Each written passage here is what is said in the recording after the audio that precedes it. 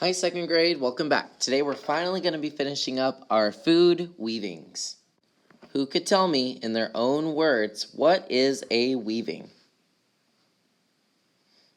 Very good. I hope someone said something about weaving being with fabric or paper or even hair, and it's where you go over and under and patterns like that. Weaving has been done for thousands of years. It's really cool because you can connect two pieces of fiber or fabric without using glue. We've also been studying color this year. We've talked about the warm and cool colors, and we've also talked about the color wheel. Hopefully you've already been thinking or drawing some of the objects, the foods, the different things that you can eat that are different color. Remember, your foods could be fruits, vegetables, could be candy, could be meals that you had for dinner. It could be healthy or unhealthy. I left that up to you.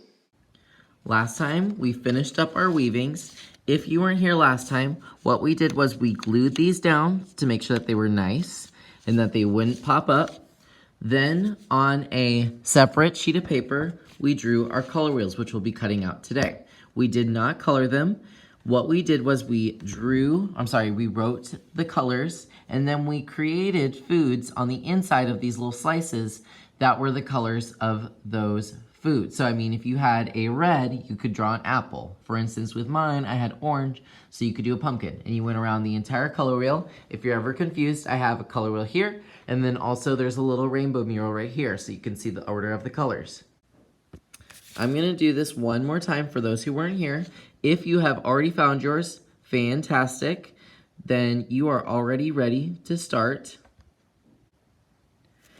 I will keep these on the middle table. If you haven't done this, you'll be doing it today. If you've already done it, you'll just be adding color, cutting this out, and attaching it to your weaving. But I'm going to go over it one more time for those who weren't here or those who need a refresher.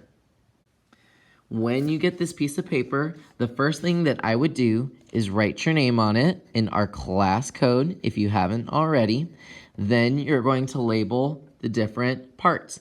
So I usually start with red at the top, go in a clockwise motion, orange, yellow down here. And then what's the next one? Hope you said green. What's the next one? Hope you said blue. And what's that last one? Hope you said purple.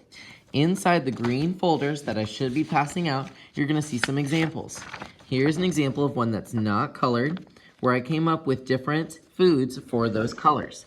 It was up to you if you wanted to add faces and make it cute. You could make the unhealthy ones a little bit angry. You can make the healthy ones a little bit more happy. I'm going to leave that totally up to you. These folders will still be on the middles of your table if you need them. I'm going to quickly redraw, go over with Sharpie, and then we're going to cut it out, and I'm going to show you the next step. So like I said, I've already done mine. I'm going to give you some different choices.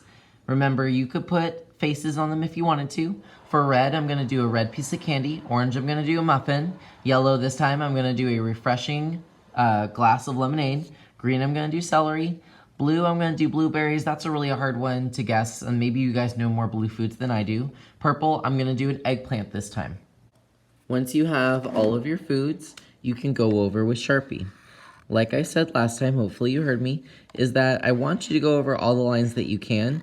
But if there's something that you feel like will just get messed up if you try to go over it, like for instance this face is probably not the best idea to go over when I have these Sharpies.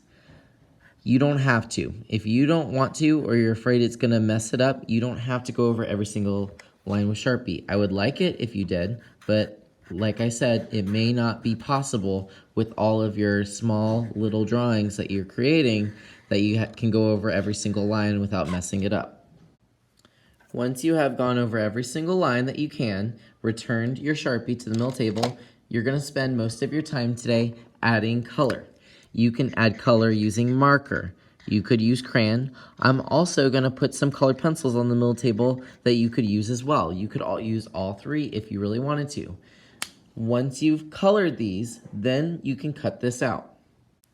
I will say, though, that I'm rushing a little bit because I don't like having y'all watch really long videos when y'all could be working.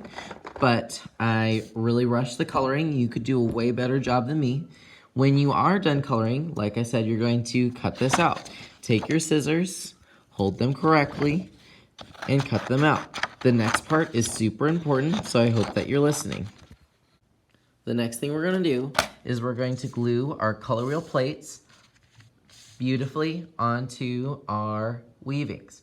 Now, we're gonna do this in a really new and cool way. A lot of people just wanna slap their color wheel right on and just glue it. Nope, I have an even better way. Today, I'm gonna give each person 2 cubes, so when you're done coloring, come check with me. I'll give you 2 cubes. I'm not gonna give you any more because some people like to abuse these and stick them to random things. I'm gonna show you how to use them. So you have your color wheel to the side. I threw away my trash.